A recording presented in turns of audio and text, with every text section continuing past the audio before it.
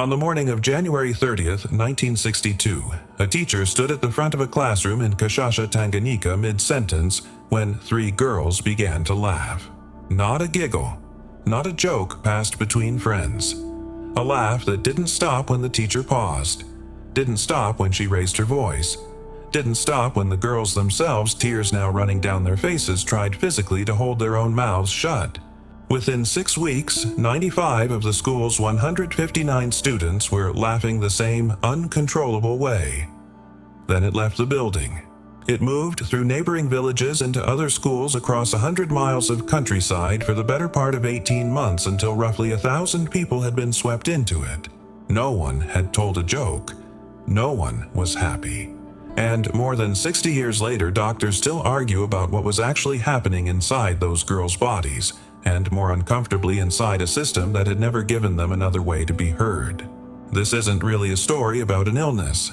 It's a story about what a body does when a scream isn't allowed to exist. To understand what happened at Kashasha, you first have to understand what kind of place it was.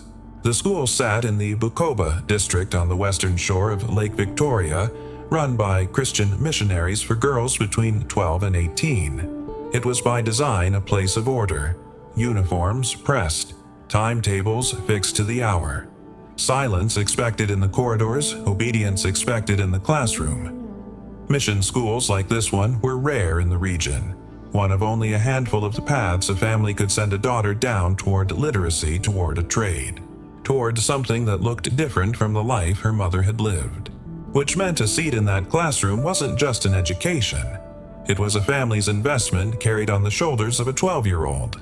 And the stakes had just gotten heavier. In December 1961, only weeks before that first laugh rang out, Tanganyika had become an independent nation. For a teenage girl at a mission school, that meant something specific and heavy. She was no longer only being educated. She was being built into the generation that would prove independence had been worth fighting for. Teachers expected more. Parents expected more. Nobody asked the girls whether they could carry that weight.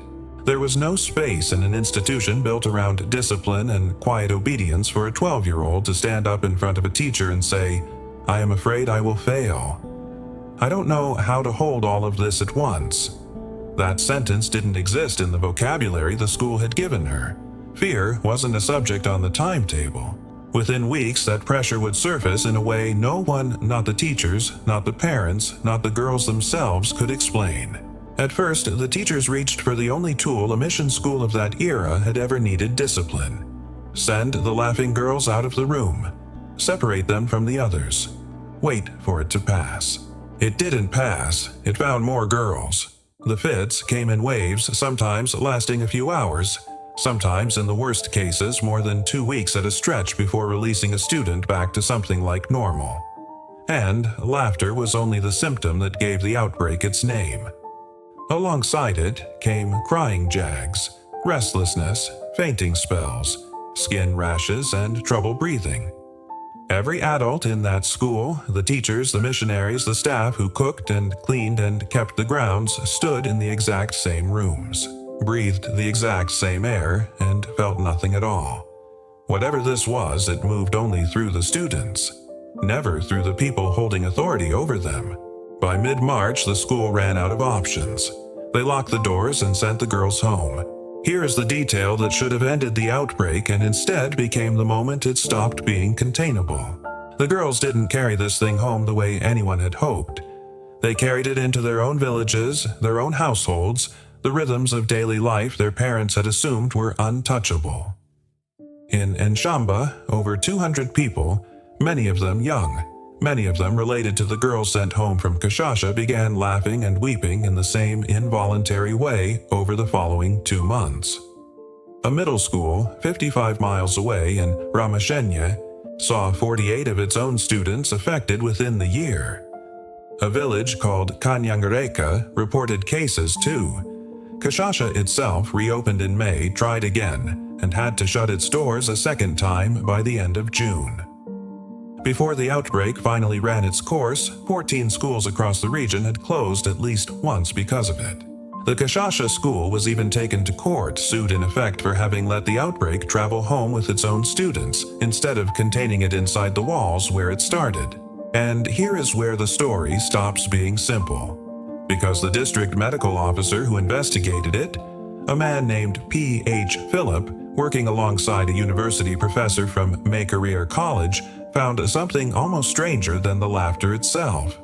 No fever, no infection, nothing a microscope could isolate, nothing a blood test could name. Whatever was traveling between these bodies wasn't moving the way disease was supposed to move. Even the basic facts refused to stay still. Their original 1963 report clocked the outbreak at 6 months. Other accounts that followed stretched it out to a year, then 2. 60 years on, historians still can't agree on exactly how long this thing actually lasted. It was moving the way fear moves, the way grief moves, the way an unspoken thing moves through a small, tightly bound community when nobody is permitted to say it out loud.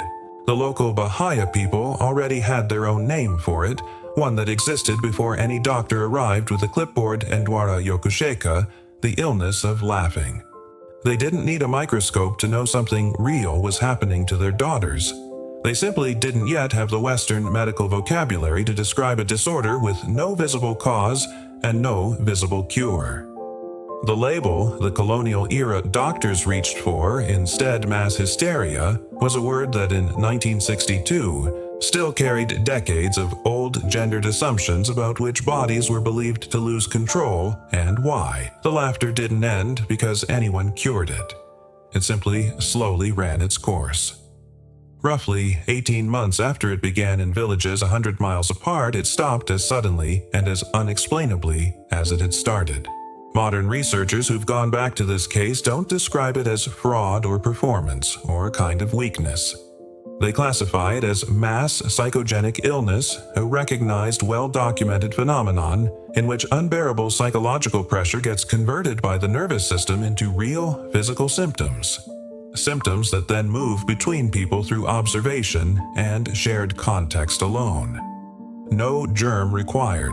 No contact even required.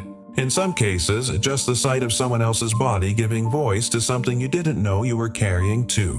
One researcher who studied this specific outbreak decades later put the pattern plainly: this kind of episode tends to surface among the people with the least power to say no to what's being demanded of them. Not in the loudest rooms in a society. In the quietest ones, a girls' boarding school in a newly independent country where obedience was the only language anyone in authority wanted to hear back.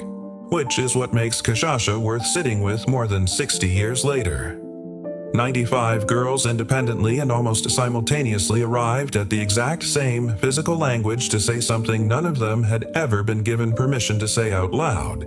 This is too much, and no one has asked me if I can bear it.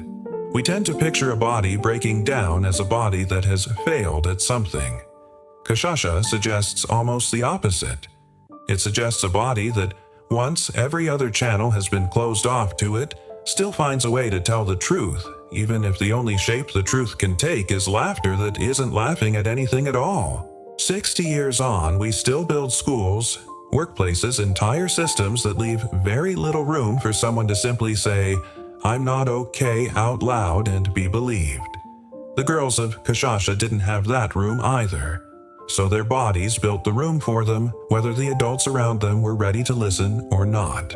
Maybe that's worth remembering the next time laughter turns up in a place where nothing is actually funny. If this case stayed with you, subscribe to the Diagnosis Files and tell me in the comments, do you think something like this could still happen today? Somewhere the world isn't watching closely enough.